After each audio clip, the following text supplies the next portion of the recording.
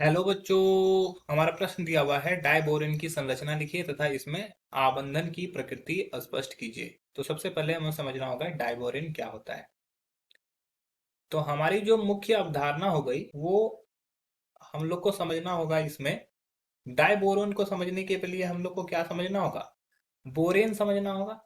ठीक है। डायबोरेन को समझने के लिए हम लोग को क्या समझना होगा, बोरेन। और बोरेन को समझने के लिए हम लोग को समझना होगा बोरॉन। ठीक है। बोरॉन जो होता है वो होता है बी, जिसका परमाणु संख्या 5।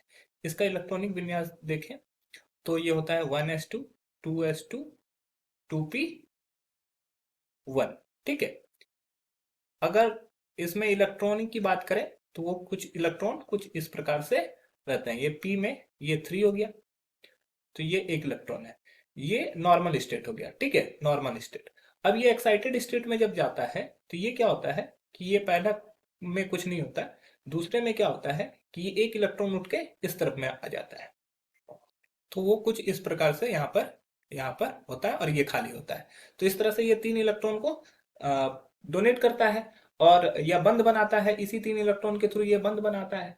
तो ये जो हो गए इस चारों को अगर हम लिखेंगे तो यहाँ पर जो संकरण होगा वो इसका भी sp3 होगा, यहाँ पर भी संकरण sp3 होगा, इसका भी sp3 होगा और इसका भी sp3 होगा। तो ये संकरण sp3 दिखाएगा। अब देखो, बोरोन से आता है डायबोरेन। डायबोरेन के सॉरी बोरेन होता है। बोरेन क्या होता है कि बोरोन के हाइड्राइड को बोरेन बोलते हैं। बोरोन के हाइड्राइड को बोरेन बोलते हैं। और जब ये हाइड्राइड दो मात्रा में पहुंच जाए, मतलब कि B2H6 होती है, डायबोरेन कहलाता है। अब इसकी संरचना कैसी होती है, तो इसकी संरचना कुछ इस प्रकार से होती है। ये एक हाइड्रोजन, ये दूसरा हाइड्रोजन, यहाँ पे तीसरा हाइड्रोजन, और दूसरा जो बोरेन है उसका एक हाइड्रोजन, ये दूसरा हाइड्रोजन और ये तीसरा हाइड्रोजन। अब ये क्या करता है कि जब ये इस तरह से संरचना बनाता है तो बी का देखोगे तो बी के पास सिर्फ 6 ही इलेक्ट्रॉन है।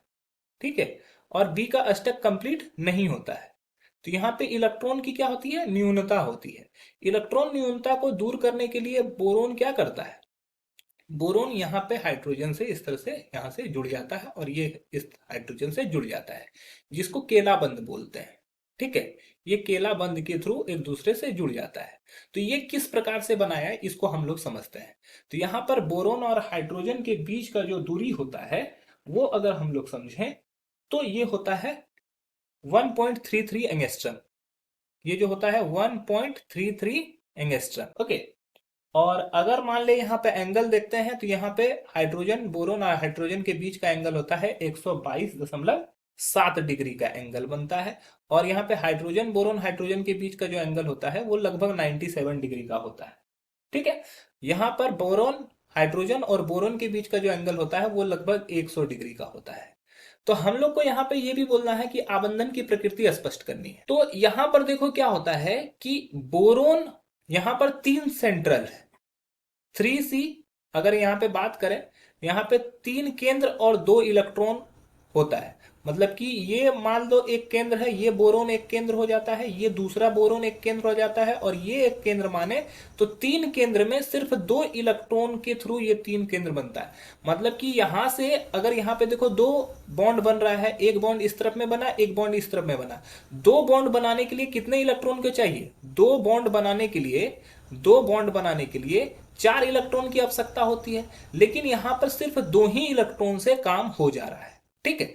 ये ये ये केंद्र, यहां पर ये बोरॉन और ये हाइड्रोजन, इस तीनों के बीच में 2 बंध बने हुए हैं। एक बंध ये है और दूसरा बंध ये है। इस दोनों को बनाने के लिए 4 इलेक्ट्रॉन की आवश्यकता है, लेकिन यहां पर सिर्फ 2 ही इलेक्ट्रॉन से काम चल जा रहा है। तो वो कैसे होता है उसको हम लोग को समझना है। यहाँ पे टोटल 12 ही इलेक्ट्रॉन उपस्थित है। टोटल कितने इलेक्ट्रॉन है, 12 इलेक्ट्रॉन उपस्थित हैं।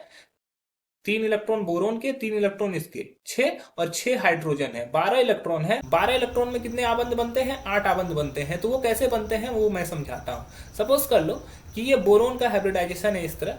तो बोरोन क्या करता है, कितना हाइब्रिडाइजेशन है, ये sp3, ये भी sp3, ये भी sp3 और ये भी sp3 जो कि ब्लैंक होता है। तो ये कुछ इस तरह से बंधन बनाएगा, 1 2 3 4।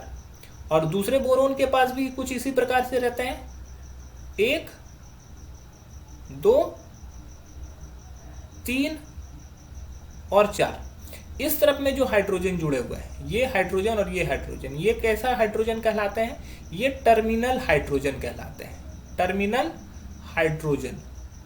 जबकि ये वाले जो हाइड्रोजन होते हैं, ये दोनों, ये ब्रिज हाइड्रोजन कहलाते हैं, ब्रिज हाइड्रोजन।